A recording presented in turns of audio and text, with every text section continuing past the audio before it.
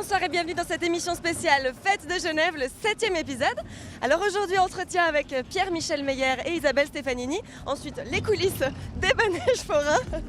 Et on terminera avec l'agenda des fêtes. Wouh!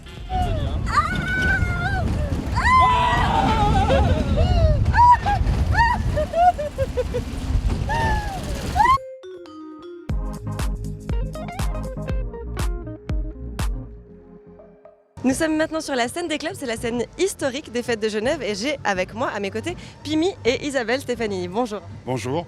Bonjour. Alors comment ça se prépare 25 jours de programmation pour les fêtes de Genève? En 10 minutes à peu près. Non, 10 mois, pardon. En fait, on vient d'accoucher puisque ça fait presque plus de 9 mois qu'on est sur cette programmation. Ouais. Et puis le travail en binôme, ça se passe bien? Qui c'est qui prend les plus grosses décisions? On les prend ensemble. Disons qu'Isabelle a une particularité, c'est que c'est une femme exceptionnelle dans la mesure où elle a un sang-froid qui lui permet de prendre toutes les décisions, j'allais dire, sans émotion, ce qui est à peu près le contraire de moi. Et puis c'est une travailleuse acharnée, ce qui est aussi le contraire de moi. Vous confirmez? Oui, oui, je confirme. Non, ça va, il met sa petite patte aussi, pas de souci. Vous avez des proratas à respecter? Non, il n'y a pas de quota, il y a un mandat à respecter. Le mandat avait été assez clair compte tenu du travail qu'on avait effectué avec Isabelle depuis 16 ans maintenant sur la fête de l'espoir. On s'est dit qu'on était peut-être les champions de la diversité à Genève et les contacts nous ont permis peut-être aussi de réussir à conclure des contrats qu'on n'aurait pas pu conclure autrement. Le mandat était clair, il fallait tout changer, ne pas reprendre des groupes qui s'étaient produits les 2 dernières années. Et puis s'en est suivi une polémique sur laquelle ça ne vaut même pas la peine de revenir. On a eu, je crois, un groupe genevois de plus que l'année précédente. Oui, en fait, on n'avait pas de quota, mais il fallait beaucoup de groupes suisses par rapport au bicentenaire et des groupes genevois, bien sûr, en proportion, je dirais, ce qu'on nous a dit correct par rapport à Genève. Alors là, il reste 5 jours jusqu'à la fin des fêtes. Quels sont les moments à ne pas manquer sur la scène des clubs? Moi, je dirais Jabberwocky Elephants, c'est vraiment une soirée idéale pour conclure. En plus, il fera beau ce jour-là. Et puis, il y a tout le temps des choses à découvrir. Puisque, comme vient de dire si bien Isabelle, c'est aussi une question de découverte. Je pourrais donner juste un exemple, c'est Ira May, qui est une méga star en Suisse allemande et en Allemagne, qui est venue chanter ici.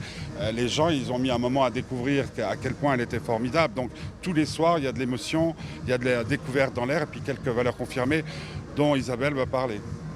Non, moi c'était plus des découvertes.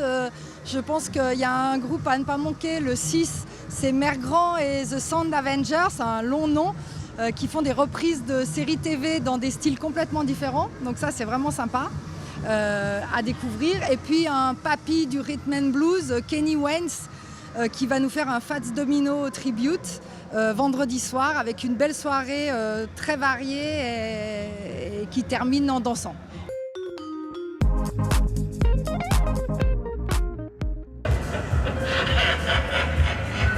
J'ai peur, j'ai très peur. Oh là là, on est parti, j'ai trop peur. Ça y est, j'ai les boules, cette fois c'est officiel.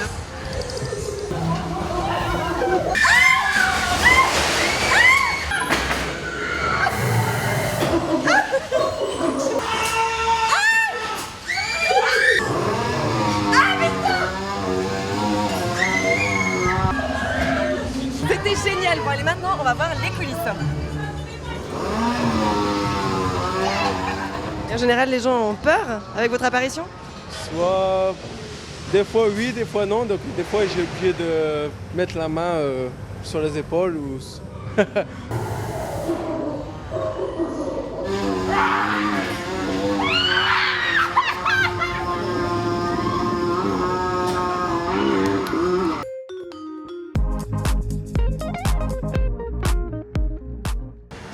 Ce soir, mercredi 6 août, dès 19h à l'espace 1815 Ethno Youth et à 21h sur la scène des bains, Funk Flavor et enfin à 21h30 sur la scène des clubs, Mergrand and The Sound Avenger. Merci d'avoir suivi avec nous cette 7e émission spéciale Fête de Genève. Moi je vous donne rendez-vous demain avec un nouvel épisode. Excellente soirée sur Les Membres de Télévision.